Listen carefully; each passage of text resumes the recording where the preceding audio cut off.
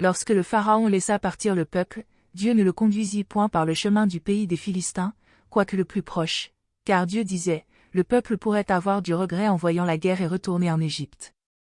Mais Dieu fit faire un détour au peuple par le chemin du désert, vers la mer des Joncs. Les Israélites montèrent tout équipés hors du pays d'Égypte. Moïse prit avec lui les ossements de Joseph, car Joseph avait fait jurer les fils d'Israël en disant, « Certes, Dieu vous visitera, et vous ferez remonter mes ossements avec vous loin d'ici. » Ils partirent de Sukkot et campèrent à Étam, à l'extrémité du désert. L'Éternel allait devant eux, le jour dans une colonne de nuée pour les guider sur le chemin et la nuit dans une colonne de feu pour les éclairer, afin qu'ils marchent jour et nuit. La colonne de nuée ne se retirait pas de devant le peuple pendant le jour, ni la colonne de feu pendant la nuit. L'Éternel parla à Moïse et dit, « Parle aux Israélites, qu'ils se détournent et qu'ils campent devant Pi-Hahiroth, entre Migdol et la mer, vis-à-vis de Baal-Séphon. C'est en face de ce lieu que vous camperez, près de la mer. Le Pharaon dira des Israélites, ils sont égarés dans le pays, le désert s'est refermé sur eux. J'endurcirai le cœur du Pharaon, et il les poursuivra, mais je serai glorifié par le moyen du Pharaon et de toute son armée, et les Égyptiens reconnaîtront que je suis l'Éternel. » C'est ce qu'ils firent. On annonça au roi d'Égypte que le peuple avait pris la fuite. Alors les sentiments du Pharaon et celui de ses serviteurs à l'égard du peuple furent changés. Ils dirent, « Que avons-nous fait en laissant partir Israël, dont nous n'aurons plus les services ?» Le Pharaon attela son char et prit son peuple avec lui. Il prit 600 chars d'élite et tous les chars de l'Égypte, surtout il y avait des équipages de 3 hommes. L'Éternel endurcit le cœur du Pharaon, roi d'Égypte, et le Pharaon poursuivit les Israélites. Les Israélites étaient sortis librement. Les Égyptiens les poursuivirent, et tous les chevaux, les chars du Pharaon, ses cavaliers et son armée, les atteignirent alors qu'ils campaient près de la mer, vers Pi-Hahiroth, vis-à-vis de Baal-Séphon. Le Pharaon approchait. Les Israélites levèrent les yeux, et voici que les Égyptiens s'étaient mis en marche derrière eux. Et les Israélites furent remplis de crainte et crièrent à l'Éternel. Ils dirent à Moïse, « Est-ce parce qu'il n'y avait point de tombe en Égypte, que tu nous as emmenés pour mourir au désert? Que nous as-tu fait en nous faisant sortir d'Égypte? N'est-ce pas là ce que nous te disions en Égypte, laisse-nous servir les Égyptiens, car mieux vaut pour nous servir les Égyptiens que de mourir au désert? » Moïse répondit au peuple, « Soyez sans crainte, restez en place et voyez comment l'Éternel va vous sauver aujourd'hui, car les Égyptiens que vous voyez aujourd'hui, vous ne les verrez plus jamais. L'Éternel combattra pour vous, et vous, gardez le silence. » L'Éternel dit à Moïse, « Pourquoi cries-tu vers moi? Parle aux Israélites et qu'ils se mettent en marche. Toi, lève ton bâton, étends ta main sur la mer et fends-la, les Israélites entreront au milieu de la mer à pied sec. Quant à moi, je vais endurcir le cœur des Égyptiens, pour qu'ils y entrent derrière eux, je serai glorifié par le moyen du Pharaon et de toute son armée, de ses chars et de ses cavaliers, et les Égyptiens reconnaîtront que je suis l'Éternel, quand j'aurai été glorifié par le moyen du Pharaon, de ses chars et de ses cavaliers. » L'ange de Dieu qui allait devant le camp d'Israël, partit et alla derrière eux, et la colonne de nuée partit de devant eux et se tint derrière eux. Elle se rendit entre le camp des Égyptiens et le camp d'Israël. Elle était pour les uns nuée et ténèbres et pour les autres elle éclairait la nuit. Ils ne s'approchèrent pas les uns des autres pendant toute la nuit. Alors Moïse étendit sa main sur la mer, l'Éternel refoula la mer toute la nuit par un puissant vent d'est, il mit la mer à sec, et les eaux se fendirent. Les Israélites entrèrent au milieu de la mer à pied sec, et les eaux furent pour eux une muraille à leur droite et à leur gauche. Les Égyptiens les poursuivirent, et tous les chevaux du Pharaon, ses chars et ses cavaliers entrèrent après eux au milieu de la mer. Pendant la veille du matin, l'Éternel regarda de la colonne de feu et de nuée le camp des Égyptiens et mit en désordre le camp des Égyptiens. Il écarta les roues de leurs chars et en alourdit la marche.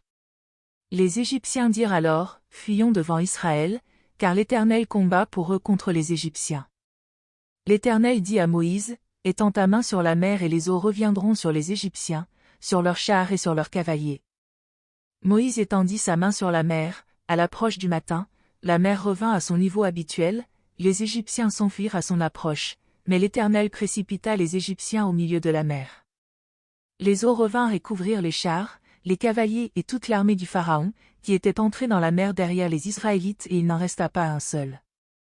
Mais les Israélites marchèrent à pied sec au milieu de la mer, et les eaux étaient pour eux une muraille à leur droite et à leur gauche. Ce jour-là, l'Éternel sauva Israël de la main des Égyptiens. Israël vit les Égyptiens morts sur le rivage de la mer. Israël vit par quelle main puissante l'Éternel avait agi contre les Égyptiens. Le peuple craignit l'Éternel. Ils crurent en l'Éternel et en Moïse, son serviteur. Alors Moïse et les Israélites chantèrent ce cantique à l'Éternel. Ils dirent: Je chanterai à l'Éternel, car il a montré sa souveraineté. Il a jeté dans la mer le cheval et son cavalier. L'Éternel est ma force et l'objet de mes cantiques.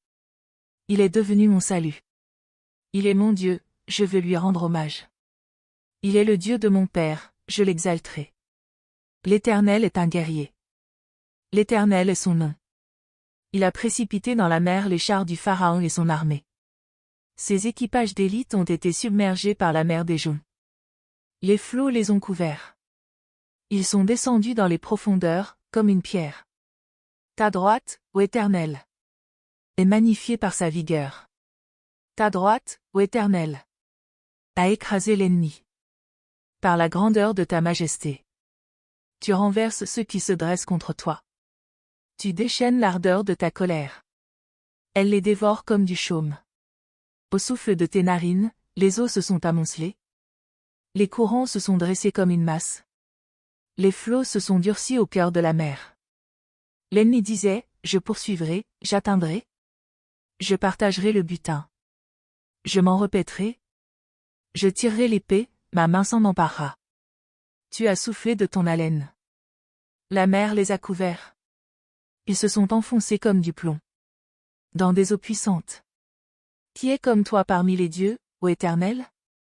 Qui est comme toi magnifique en sainteté, redoutable et digne de louange, opérant des miracles? Tu as étendu ta droite. La terre les a engloutis. Par ta bienveillance tu as conduit ce peuple que tu as racheté. Par ta puissance tu le diriges vers ta demeure sainte. Les peuples l'ont appris, et ils tremblent. Les douleurs saisissent les habitants de la Philistie. Les commandants d'Édom s'épouvantent. Un frémissement saisit les guerriers de Moab. Tous les habitants de Canaan défaillent. La terreur et la peur tomberont sur eux. Par la grandeur de ton bras, ils deviendront muets comme une pierre. Jusqu'à ce que ton peuple, ô Éternel, est passé. Jusqu'à ce qu'il est passé. Le peuple que tu as acquis. Tu les amèneras et tu les implanteras sur la montagne de ton héritage, au lieu que tu as préparé pour ta résidence, ô Éternel. Au sanctuaire, Seigneur, que tes mains ont établi. L'Éternel régnera éternellement et à toujours. Car les chevaux du Pharaon, avec ses chars et ses cavaliers sont entrés dans la mer. Et l'Éternel a ramené sur eux les eaux de la mer. Mais les Israélites ont marché à pied sec au milieu de la mer. Myriam, la prophétesse, sœur d'Aaron, prit à la main le tambourin, et toutes les femmes sortirent à sa suite, avec des tambourins et des danses. Myriam leur répondait: Chantez à l'Éternel, car il a montré sa souveraineté. Il a jeté dans la mer le cheval et son cavalier. Les eaux de Mara. Moïse fit partir Israël de la mer des joncs. Ils prirent la direction du désert de Chour, et après 3 journées de marche dans le désert, ils ne trouvèrent pas d'eau. Ils arrivèrent à Mara, mais ils ne purent pas boire l'eau de Mara, parce qu'elle était amère. D'où le nom de Mara qu'on lui donna. Le peuple murmura contre Moïse en disant: Que boirons-nous? Moïse cria à l'Éternel, et l'Éternel lui indiqua un certain bois, qu'il jeta dans l'eau. Et l'eau devint douce. C'est là que l'Éternel donna au peuple des prescriptions et des ordonnances, et ce fut là qu'il le mit à l'épreuve. Il dit: Si tu écoutes attentivement la voix de l'Éternel, ton Dieu, si tu fais ce qui est droit à ses yeux, si tu prêtes l'oreille à ses commandements et si tu observes toutes ses prescriptions, je ne t'infligerai aucune des maladies que j'ai infligées aux Égyptiens, car je suis l'Éternel, qui te guérit. Ils arrivèrent à Élim, où il y avait 12 sources d'eau et 70 palmiers. Ils campèrent là, près de l'eau. Toute la communauté des Israélites partit d'Élim, pour arriver au désert de Sin, qui est entre Élim et le Sinaï, le 15e jour du second mois après leur sortie du pays d'Égypte. Alors toute la communauté des Israélites murmura dans le désert contre Moïse et Aaron. Les Israélites leur dirent: Que ne sommes-nous morts par la main de l'Éternel dans le pays d'Égypte, quand nous étions assis près des marmites de viande, quand nous mangions du pain à satiété. Car vous nous avez fait venir dans ce désert pour faire mourir de faim toute cette assemblée. L'Éternel dit à Moïse, je vais faire pleuvoir pour vous du pain, du haut du ciel. Le peuple sortira et en recueillera, jour par jour, la quantité nécessaire, ainsi je le mettrai à l'épreuve et verrai s'il marche, ou non, selon ma loi. Le 6e jour, lorsqu'ils prépareront ce qu'ils auront apporté, il y en aura 2 fois plus que ce qu'ils récoltent chaque jour. Moïse et Aaron dirent à tous les Israélites, ce soir, vous reconnaîtrez que c'est l'Éternel qui vous a fait sortir du pays d'Égypte, et au matin vous verrez la gloire de l'Éternel, parce qu'il a entendu vos murmures contre l'Éternel. Car que sommes-nous, pour que vous murmuriez contre nous? Moïse dit, l'Éternel vous donnera ce soir de la viande à manger, et au matin du pain à satiété, l'Éternel a entendu les murmures que vous avez proférés contre lui, car que sommes-nous? Ce n'est pas contre nous que sont dirigés vos murmures, c'est contre l'Éternel. Moïse dit à Aaron, dit à toute la communauté des Israélites, approchez-vous devant l'Éternel, car il a entendu vos murmures. Tandis qu'Aaron parlait à toute la communauté des Israélites, ils se tournèrent du côté du désert, et voici que la gloire de l'Éternel apparut dans la nuée. L'Éternel parla à Moïse et dit, j'ai entendu les murmures des Israélites. Parle-leur en ces termes, entre les 2 soirs vous mangerez de la viande, et au matin vous vous rassasierez de pain, et vous reconnaîtrez que je suis l'Éternel, votre Dieu. Le soir, des cailles montèrent et couvrirent le camp, et au matin il y eut autour du camp une couche de rosée. Quand cette couche de rosée se leva, il y avait à la surface du désert quelque chose de menu, de granuleux, quelque chose de menu comme le givre sur la terre. Les Israélites regardèrent et se dirent l'un à l'autre, qu'est-ce que c'est? Car ils ne savaient pas ce que c'était. Moïse leur dit, c'est le pain que l'Éternel vous donne pour nourriture. Voici ce que l'Éternel a ordonné, recueillant, chacun ce qu'il lui faut pour sa nourriture, un homère par tête, selon le nombre de personnes, chacun en prendra pour ceux qui sont dans sa tente. Les Israélites firent ainsi, et ils en recueillirent les uns plus, les autres moins. On mesurait ensuite avec l'homère, celui qui en avait plus n'avait rien de trop, et celui qui en avait moins n'en manquait pas. Chacun recueillait ce qu'il lui fallait pour sa nourriture. Moïse leur dit, que personne n'en laisse jusqu'au matin. Ils n'écoutèrent pas Moïse, il y eut des gens qui en laissèrent jusqu'au matin, mais il s'y mit des vers, et cela devint infect. Moïse s'indigna contre ces gens. Tous les matins, chacun recueillait ce qu'il lui fallait pour sa nourriture, et quand venait la chaleur du soleil, cela fondait. Le 6e jour, ils recueillirent une quantité double de nourriture, 2 homères pour chacun. Tous les chefs de la communauté vinrent le rapporter à Moïse. Et Moïse leur dit, c'est ce que l'Éternel a déclaré. Demain est le jour férié, le saint sabbat de l'Éternel, faites cuire ce que vous avez à faire cuire, faites bouillir ce que vous avez à faire bouillir, et tout le surplus, laissez-le en réserve jusqu'au matin. Ils le laissèrent jusqu'au matin, comme Moïse l'avait ordonné, cela ne devint pas infect, et il ne s'y trouva pas de vermine. Moïse dit, mangez-le aujourd'hui, car aujourd'hui c'est le sabbat en l'honneur de l'Éternel, aujourd'hui vous n'en trouverez pas dans la campagne. Pendant 6 jours vous en recueillerez, mais le 7e jour, c'est le sabbat, il n'y en aura pas. Le 7e jour, quelques-uns du peuple sortirent pour en recueillir, mais ils n'en trouvèrent pas. Alors l'Éternel dit à Moïse, jusqu'à quand refuserez-vous d'observer mes commandements et mes lois? Voyez que l'Éternel vous a donné le sabbat, c'est pourquoi il vous donne au 6e jour de la nourriture pour 2 jours. Que chacun de vous reste où il est, que personne ne quitte sa place le 7e jour. Et le peuple respecta le sabbat le 7e jour. La maison d'Israël donna le nom de manne à cette nourriture qui ressemblait à de la graine de coriandre, elle était blanche et avait le goût d'un gâteau au miel. Moïse dit, voici ce que l'Éternel a ordonné, qu'un plein homère de manne soit conservé pour vos générations futures, afin qu'elles voient le pain que je vous ai fait manger dans le désert, quand je vous ai fait sortir du pays d'Égypte. Et Moïse dit à Aaron, prends une urne, mets un plein homère de manne, et dépose-la devant l'Éternel, afin qu'elle soit conservée pour vos générations futures. Suivant l'ordre donné par l'Éternel à Moïse, Aaron le déposa devant le témoignage, afin qu'il soit conservé. Les Israélites ont mangé la manne pendant 40 ans, jusqu'à leur arrivée dans un pays habité, ils ont mangé la manne jusqu'à leur arrivée à la limite du pays de Canaan.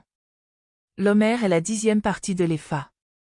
Toute la communauté des Israélites partit du désert de Sin selon l'ordre de l'Éternel pour leur départ, ils campèrent à Rephidim, il n'y avait point d'eau à boire pour le peuple. Alors le peuple entra en contestation avec Moïse. Ils dirent, donnez-nous de l'eau à boire. Moïse leur répondit, pourquoi entrez-vous en contestation avec moi? Pourquoi tentez-vous l'Éternel? Le peuple était là, pressé par la soif, et le peuple murmurait contre Moïse. Il disait, pourquoi nous as-tu fait monter hors d'Égypte, pour nous faire mourir de soif, moi, mes fils et mes troupeaux? Moïse cria à l'Éternel en disant, que ferai-je pour ce peuple? Encore un peu, et ils me lapideront. L'Éternel dit à Moïse, passe devant le peuple et prends avec toi des anciens d'Israël, prends aussi dans ta main ton bâton avec lequel tu as frappé le Nil, et tu t'avanceras.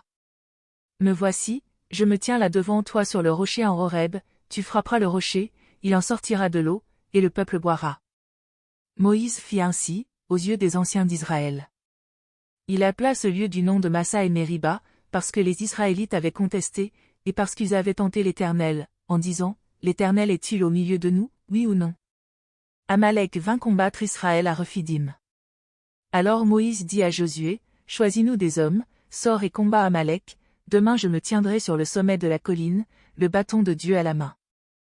Josué fit ce que Moïse lui avait dit, pour combattre Amalek. Moïse, Aaron et Hur montèrent au sommet de la colline. Lorsque Moïse élevait la main, Israël était le plus fort, et lorsqu'il reposait la main, Amalek était le plus fort. Les mains de Moïse étant alourdies, ils prirent une pierre qu'ils placèrent sous lui, et il s'assit dessus.